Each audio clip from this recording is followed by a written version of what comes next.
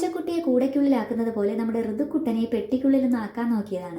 ഈ പെട്ടി തന്നെയാണ് ഇന്നെൻ്റെ പരീക്ഷണ വസ്തുവും. അപ്പോൾ ഇതുപോലത്തെ വലിയ കാർട്ടനുകളൊക്കെ കിട്ടുവാണെങ്കിൽ നിങ്ങളൊന്ന് എടുത്തു വെച്ചോളൂ. ഈ വീഡിയോയിൽ കാണിക്കുന്നത് പോലെ പറ്റുവാണെങ്കിൽ ഒന്ന് ചെയ്ത് നോക്കണം കേട്ടോ. അത്രയ്ക്ക് അടിപൊളി ഒരു ഐറ്റമാണ് ഇന്ന് കാണിക്കുന്നത്. അപ്പോൾ നിങ്ങൾ വീഡിയോ സ്കിപ്പ് ചെയ്യാതെ ലാസ്റ്റ് വരെ കാണാൻ ശ്രമിക്കണേ.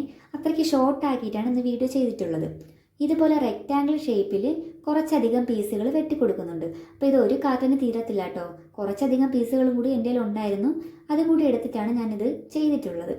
അപ്പോൾ ഈ വെട്ടിയെടുത്തത് ഇതുപോലൊരു ഇതളിൻ്റെ ഷേപ്പൊക്കെ വരച്ച് കൊടുത്തിട്ട് വെട്ടിക്കൊടുക്കുന്നുണ്ട്. അപ്പം ഇതളുകൾ വലിയ ഇതളുകളും ചെറിയ ഇതളുകളും വെട്ടിക്കൊടുക്കുന്നുണ്ട് കേട്ടോ. അപ്പോൾ ഇത് ഫ്ലവറും ലീഫും ഒക്കെ വരുന്ന ഒരു അടിപൊളി വാൾ ഡെക്കറാണ് ചെയ്ത് കൊടുക്കുന്നത്. അപ്പം അത്രയ്ക്ക് അടിപൊളി ഒരു ഐറ്റമാണ് കേട്ടോ. അപ്പം നിങ്ങളിത് ഇതുപോലെ വെട്ടിക്കൊടുത്തിട്ട് അതിൻ്റെ മുകളിലത്തെ ഈ പേപ്പർ ഇതുപോലെ ഈസി ആയിട്ട് തന്നെ നമുക്ക് ഇങ്ങനെ വിടുവിച്ച് കൊടുക്കാൻ പറ്റും കേട്ടോ. ഇതുപോലെ ഒന്ന് ജസ്റ്റ് ഒന്ന് കീറി കൊടുത്താൽ നല്ല രീതിക്ക് തന്നെ വിട്ട് കിട്ടും. അപ്പം ഒരു സൈഡിൽ നിന്ന് നമ്മൾ പിടിക്കുമ്പോൾ വന്നില്ല എന്നുണ്ടെങ്കിൽ അപ്പുറത്തെ സൈഡിൽ നിന്ന് പിടിച്ച് കൊടുത്താൽ മതി കേട്ടോ. നല്ല രീതിക്ക് തന്നെ കിട്ടുമേ. ഇനി ഇതുപോലെ ഇല കൂടി ഞാൻ വരച്ച് കൊടുക്കുന്നുണ്ട്. ഇലയും വലിയ ഇലയും ചെറിയ ഇലയും ചെയ്ത് കൊടുക്കുന്നുണ്ട്.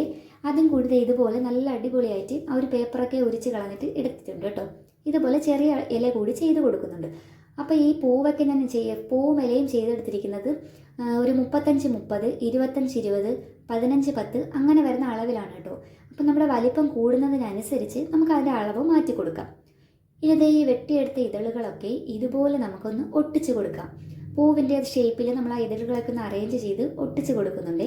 അപ്പം ഞാൻ ഫെവി ബോണ്ട് ഉപയോഗിച്ചിട്ടാണ് ഇത് ഒട്ടിച്ച് കൊടുക്കുന്നത്. ഇപ്പോൾ ഗ്ലൂ ഗണ്ണൊക്കെ ഉണ്ടെങ്കിൽ നിങ്ങൾക്ക് വളരെ ഈസി ആയിട്ട് ഇതിനെ ചെയ്തെടുക്കാൻ പറ്റും. ഇപ്പോൾ ഫെവി ബോണ്ട് ആയതുകൊണ്ട് കുറച്ചൊന്ന് പ്രസ് ചെയ്ത് പിടിച്ചിട്ടാണ് കേട്ടോ ഇത്. കുറച്ച് നേരം ഇരുന്നിട്ടാണ് ഇതൊക്കെ ഒന്ന് ഒട്ടിച്ചെടുത്തിട്ടുള്ളത് കേട്ടോ. അപ്പോൾ കുറച്ച് നേരത്തെ പണിയാണ് കേട്ടോ ഇത്. കുറച്ച് വലിയ ഡെക്കറും കൂടിയാണ് ഞാൻ ചെയ്തെടുക്കുന്നത്. അതുകൊണ്ട് തന്നെ കുറച്ച് നേരം ഇതിൻ്റെ കൂടെ ഇരുന്നിട്ടാണ് ഈ ഒരു വർക്ക് കംപ്ലീറ്റ് ചെയ്തെടുത്തിട്ടുള്ളത്. അതുകൊണ്ട് തന്നെ നിങ്ങൾ ഈ വീഡിയോ കാണുന്നവരാരും ലൈക്ക് ചെയ്യാതെ പോവല്ലേ കേട്ടോ. പിന്നെ ആദ്യമായിട്ട് എൻ്റെ ചാനൽ കാണുന്നവരുണ്ടെങ്കിൽ സബ്സ്ക്രൈബ് കൂടി ചെയ്തേക്കണം കേട്ടോ. നിങ്ങളുടെ സപ്പോർട്ട് ഉണ്ടെങ്കിൽ മാത്രമേ എനിക്ക് മുന്നോട്ട് പോകാനും പറ്റത്തുള്ളേ. അപ്പോൾ എല്ലാവരും സപ്പോർട്ട് ചെയ്യണേ. ഇനി ഇതുപോലത്തെ ഒരു നീളം കൂടിയ ഒരു പീസ് നമ്മൾ വെട്ടിയെടുക്കുന്നുണ്ട് കേട്ടോ. ഈ ഒരു രീതിയിൽ വെട്ടിക്കൊടുക്കുന്നുണ്ട്.